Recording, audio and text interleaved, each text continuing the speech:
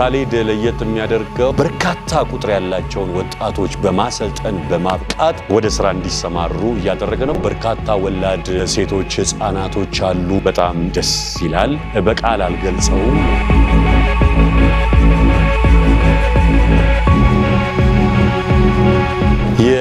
የደጋጎች እልፍኝ ውስጥ ነው ያለነው። እዚህ ወንድም ካሊድ ፋውንዴሽን ሌላ ቦታ እንዳይመስላችሁ።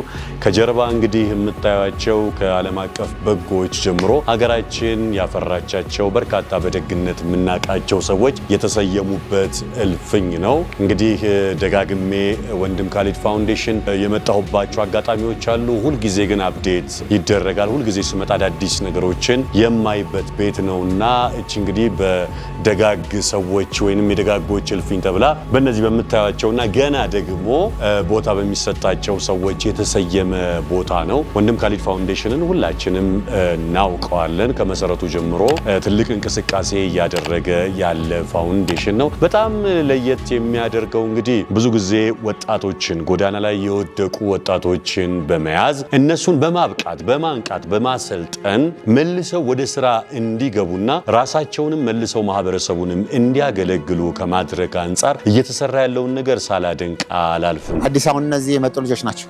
አዲስ ነው የመጣችሁት? እሺ፣ እንዴት ናችሁ? ከየት አካባቢ የመጣችሁት? 22 ምኑ ጋር? ካፒታል ጀርባ። ስንት ዓመት ቆየ ጎዳና ላይ? 13 ነው። የት ነው ሀገር? ወደ ጎንደር ነው። ስንት ዓመት ነው? 27 የእድሜህን ግማሽ ነው። ከግማሽ በላይ እንጂ በጣም ይገርማል። ስለዚህ አሁን ራስህን ለመቀየር ምን ለማድረግ ዝግጁ ነው? አሁን ትልቁ ይገኝ ምንድነው መሰለህ? እንደዚህ ሆኖ ማን ይቀጥረዋል?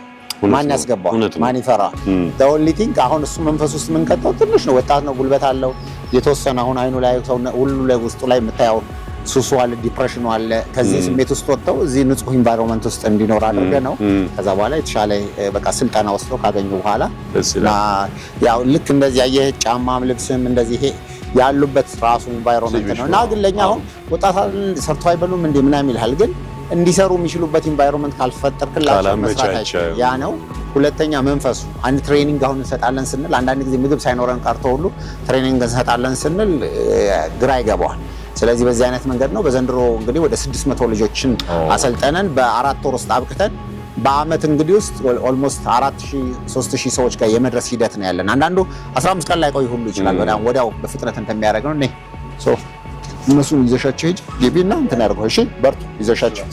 እሺ ብዙ ጊዜ ተቋማት ላይ ህፃናትና አረጋውያን ላይ በጣም እንሰራለን። መካከል ላይ ያሉት ወጣቶቹ ግን መስራት ይችላሉ ወይ ደግሞ በቃ እነሱ የራሳቸውን መንገድ መምረጥ አለባቸው ብለን እንተዋቸዋለን። አንዳንዴ ግን ጎዳና ላይ ያለ ሰው መታወቂያ እንኳን ማውጣት የሚከብደው ነው። ወጥቶ ልስራ ቢል ኃላፊነት ተሰምቶት ያንን ሰው ዋስትና ወስዶ የሚያሰራው ሰው እንኳን ማግኘት የማይቻልበት ሁኔታ ነውና ከዚህ አንጻር ወንድም ካሊድ ይህንን ክፍተት በመረዳት ይመስለኛል በርካታ ቁጥር ያላቸውን ወጣቶች በማሰልጠን በማብቃት ወደ ስራ እንዲሰማሩ እያደረገ ነው። በተለያየ የሙያ ዘርፍ እንግዲህ ተመርቀው ወደ ስራ የገቡ ወጣቶችን መታዘብ ችለናል። ፋውንዴሽናችን ከሚሰራው ወጣቶችን ከጎዳና ከአስቸጋሪ ህይወት ውስጥ በማውጣት የተሻለ ህይወት እንዲመጡ በተለያየ ስራ ላይ ያደርጋሉ። እናንተ የት ነው የምትሰሩት? የት? እዚህ ኦቪድ ነው የምትሰሩት? ስለዚህ ኦቪድ አሁን የሚሰራው ሞል አለ። ኦቪድ በነገራችን ላይ ወደ 300 የሚሆኑ ልጆች አንስቶ ስልጠና ሰጥቶ በአልሙኒየም ፎርክ በተለያየ መንገድ ይሰራልናል።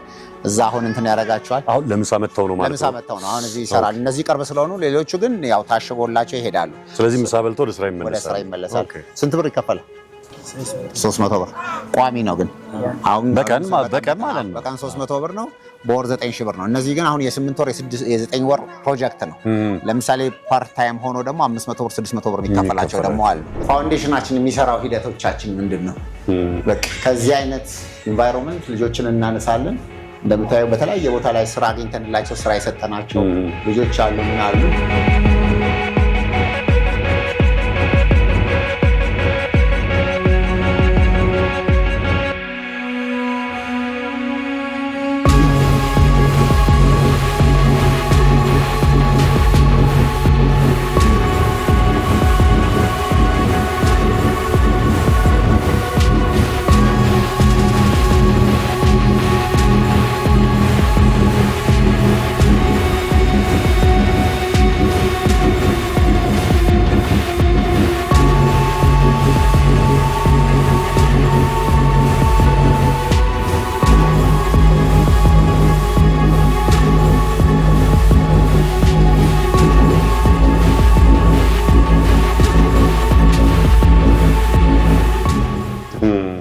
ድራግ ወስደውም ብለው በዚህ አይነት መንገድ ያደርጋሉ።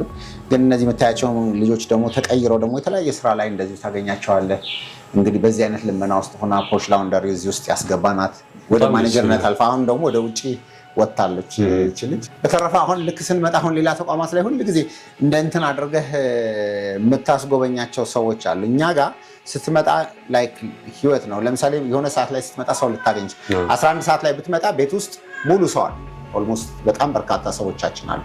እነዚህ ሰዎች ቤት ውስጥ በጣም ስራ ላይ የተለያየ ነገሮች ላይ እናደርጋቸዋለን። በተጨባጭ ያየነው ምሳ በልተው ይሄዳሉ። ስለዚህ እዚህ ምንም አያደርጉ። እዚህ አሁን እንደዚህ እናደርጋለን የተወሰነ ወይ በህመም ወይ ምናምን ካልሆነ። አሁን ሌላ ደግሞ ክሊርሊ ደግሞ ቤታችን ውስጥ ይህን ያህል ሰው አለ የሚለው ነው።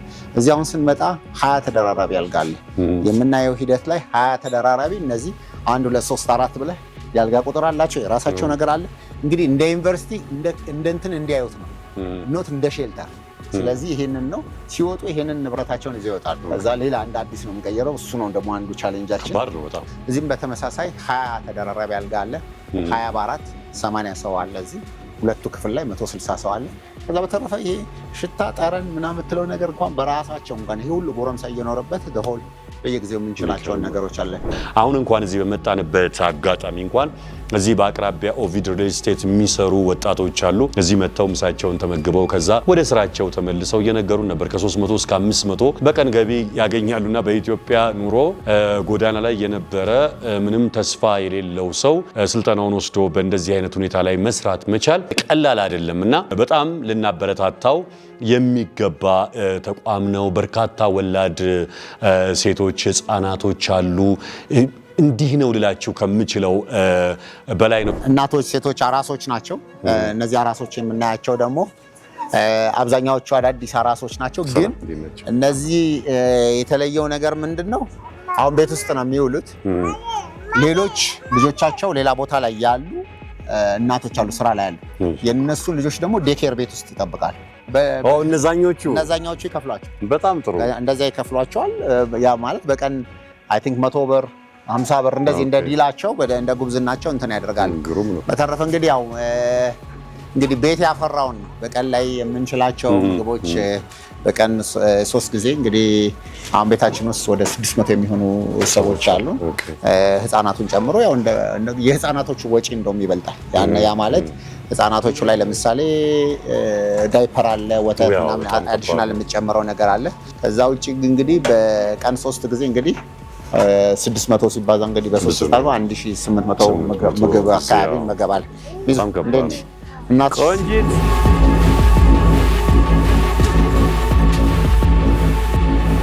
ዋው! ይሄ ሙሉ እንትን ነው። ዋው!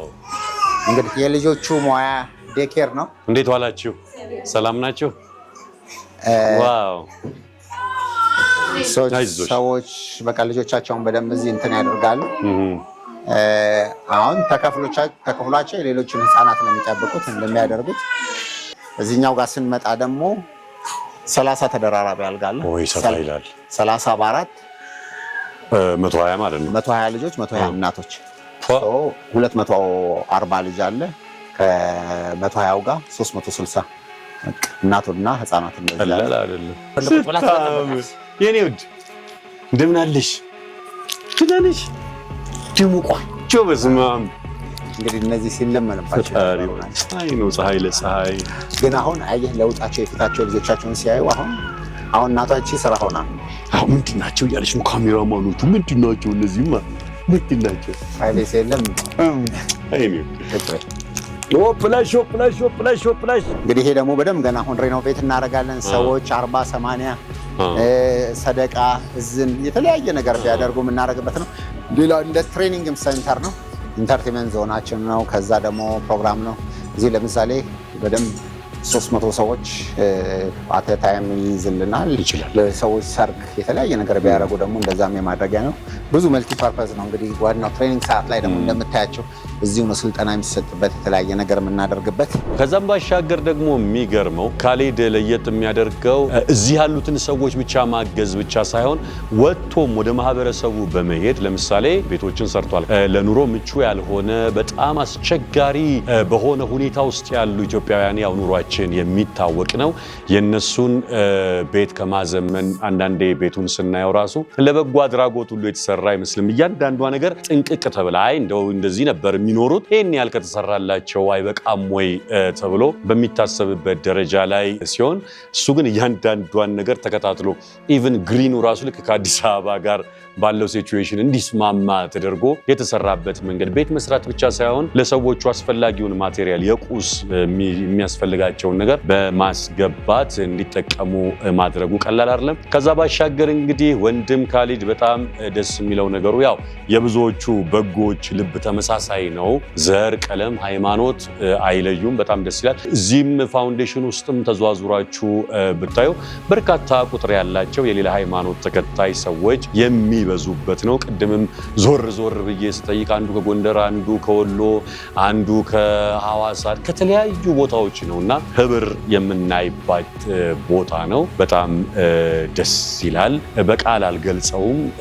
እዚህ የሚገቡ ሰዎች ባይዘዌ እንደሚረዱ እንደሚታገዙ ሳይሆን ጀስት ራሳቸው ልክ አንድ ትሬኒንግ ሴንተር እንደመጡ ሰልጥነው ስራ እንደሚወጡ ነው። ደግሞ እንደዛ ነው የሚደረገው። የመጡት ሰዎች ስልጠናቸውን ጨረሱ። ከዛ በኋላ ለተወሰነ ወራት እስከሚቋቋሙ ድረስ ስራቸውን ይቀጥላሉ። ከዛ ደግሞ እነሱ ይወጡና ቀጣይ ደግሞ አዲስ ሰዎች ወይንም ደግሞ ከጎዳና ላይ ይነሱና ፕራክቲስ የሚያደርጉበት ራሳቸውን የሚለውጡበት ቦታ ነውና ደስ ይላል። ከዛም ባሻገር ይሄ የደጋጎች እልፍኝ እንደምታዩት ለሰርግ፣ ለመልስ፣ ለልደት፣ ለኒካ፣ ለሰደቃ፣ ለተለያዩ ፕሮግራሞች መገልገያ ነው። አዳራሽ አለ።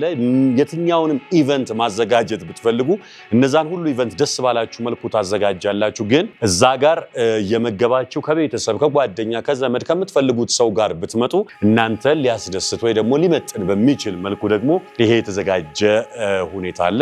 እሱን ማድረግ ይቻላል ማለት ነው። መታችሁ ጎብኙ ለማለት ያስፈልጋል። ይህ ግለሰብ አንድ ግለሰብ ነው። እንደ ኢትዮጵያውያን ደግሞ ሁላችንም ከጎኑ ልንቆም ይገባል ለማለት እወዳለሁ። ወንድም ካሊድ ሁልጊዜ አዲስ ይሆንብኛል። የራሱ ቢዝነስ የነበረው ኢምፖርት ኤክስፖርት ውስጥ የነበረ ኪነ ጥበብ የማስታወቂያ ስራ ውስጥ የነበረ ዛሬ ደግሞ ልቡ ሙሉ ለሙሉ በዚህ በጎ አድራጎት ውስጥ ሆኖ እየሰራ ያለ ነው። ኢቭን በተቻለው መጠን እውቀቱን እየተረጎመ ገቢ እያደረገ እየሰራ እሱ ራሱ እየሰራ ያንን የሚያገኘውን ገቢ ወደዚህ የሚያደርግበትን ሁኔታ ነው እየተመለከትን ያለ ነው። የተሻለ ነገር እንዲሰራ ሁሉም ሰው በጋራ ሆኖ ሊያግዘው ይገባል ላለው ወንድም ካሊድ በርታ። ባየሁት ነገር ተደስቻለሁ። ለብዙዎች አርአያ የምትሆን ወንድም ነህ ለማለት እወዳለሁ። አመሰግናለሁ። እንግዲህ እስካሁን እየተጨዋወትን ያለነውም ነገር እየሰማችሁ እየተከታተላችሁ ያላችሁት በወንድም ካሊድ ፋውንዴሽን የዩቲዩብ ቻናል ነውና በጎነትን ከመደገፍ አብሮነትን ከማሳየት አንጻር አንዱ ልናግዝ የምንችልበት መንገድ የማያስከፍለን ዋጋ የማያስወጣን ሰብስክራይብ ማድረግ በጣም ቀላሉ ነገር ነውና በጎነታችንን ከዚህ እንጀምር። ልምድ የሌለንም በዚህ ፕራክቲስ እናድርግ። የወንድም ካሊድ ፋውንዴሽን የዩቲዩብ ቻናል ቁጥሩ በጨመረ ቁጥር ከዚህም የሚገኝ አስተዋጽኦ አለ። አንደኛ በቂ መረጃ ወደ እናንተ ይደርሳል። ከዛም ባሻገር ደግሞ ከዛ ከሚታዩት ነገሮች ደግሞ የሚገኘው ነገር ደግሞ ወንድም ካሊድን ከመደገፍ አንጻር ፋውንዴሽኑን ከማገዝ አንጻር ትልቅ አስተዋጽኦ አለውና የወንድም ካሊድ ፋውንዴሽን የዩቲዩብ ቻናልን ሰብስክራይብ